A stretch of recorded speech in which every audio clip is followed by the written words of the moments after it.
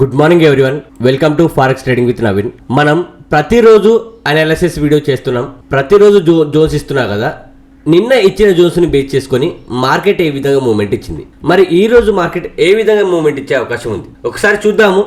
జాగ్రత్తగా వీడియో మొత్తం చూడండి, మీకు ఒక ఐడియా వస్తుంది మార్కెట్లో ఎట్లా ట్రేడ్ చేయాలో. సో గోల్డ్లో నేను నిన్న ఇచ్చిన గ్రీన్ జోన్ ఇది. సో నేను ఈ జోన్ దగ్గరనే ఎంట్రీ తీసుకున్నాను, నా టార్గెట్ కూడా ఇచ్చింది. దాని గురించి నేను షార్ట్ వీడియో కూడా చేశాను, చాలామంది చూసే ఉంటారు, ప్రతి ఒక్కరు చూడండి మిస్ అయ్యి ఉంటే.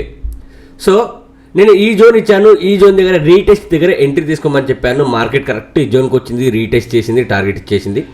ఒకవేళ మార్కెట్ ఇక్కడ కాకుండా అప్ సైడ్ మూవ్మెంట్ ఇస్తే ఈ రెడ్ జోన్ ఇంపార్టెంట్ అని చెప్పాను.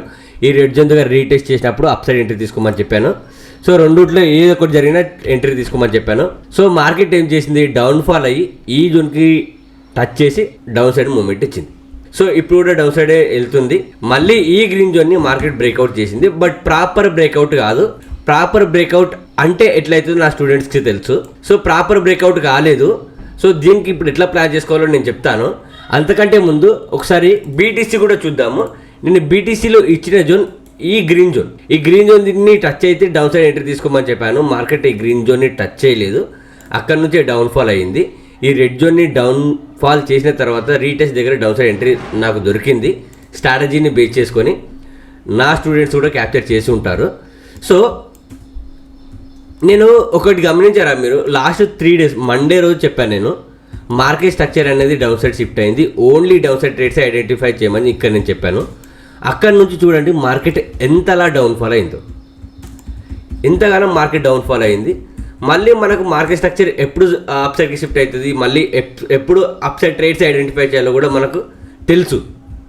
స్ట్రాటజీస్ని బేస్ చేసుకొని మనకు మార్కెట్ గురించి ముందే ఐడియా ఉండాలి. మార్కెట్ ఇక్కడ ఉంటే ఇక్కడ నుంచి ఏ విధంగా మూవ్మెంట్ ఇచ్చే అవకాశం ఉంది, అండ్ ఇక్కడ నుంచి అప్ సైడ్ మూవ్మెంట్ ఇస్తా, డౌన్ సైడ్ మూవ్మెంట్ ఇస్తా, అది మనకు ముందే తెలియాలి. అది ఏ విధంగా తెలుస్తుంది, strategies and hard work. So మార్కెట్కి ఎక్కువ టైం ఇవ్వండి. మీరు ఏదైతే స్ట్రాటజీ ఉన్నదో స్ట్రాటజీకి టైం ఇచ్చి దానిపైన ఎక్కువ వర్క్ చేయండి, మీకు అప్పుడు మార్కెట్ గురించి ఒక ఐడియా వస్తుంది. సో ఈరోజు మరి బీటీసీలో ఏ విధంగా ట్రేడ్ చేయాలి. సో బీటీసీలో అయితే ఈ రెడ్ జోన్ ఇంపార్టెంట్.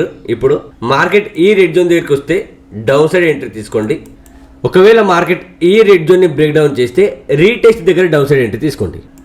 ఈ రెడ్ జోన్ని బ్రేక్ డౌన్ చేస్తే రీటెస్ట్ దగ్గర డౌన్ సైడ్ ఎంట్రీ తీసుకోండి. ఒకసారి డ్రా చేస్తాను చూడండి, ఈ విధంగా డౌన్ సైడ్ ఎంట్రీ తీసుకోండి.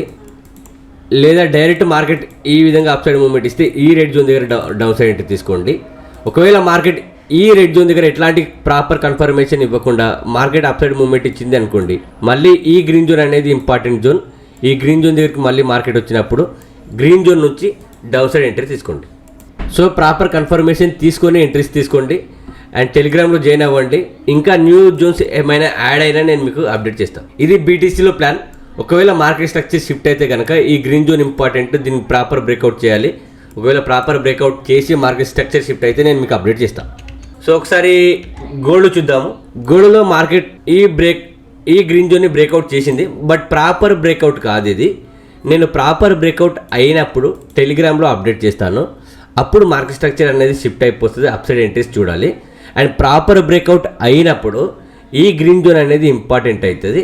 ఈ గ్రీన్ జోన్ నుంచి అప్ సైడ్ ఎంట్రీ తీసుకోవాలి, ఈ గ్రీన్ జోన్ నుంచి అప్ సైడ్ ఎంట్రీ తీసుకోవాలి. లేదా మార్కెట్ ఈ జోన్ని బ్రేక్ డౌన్ చేసే వరకు వెయిట్ చేయండి.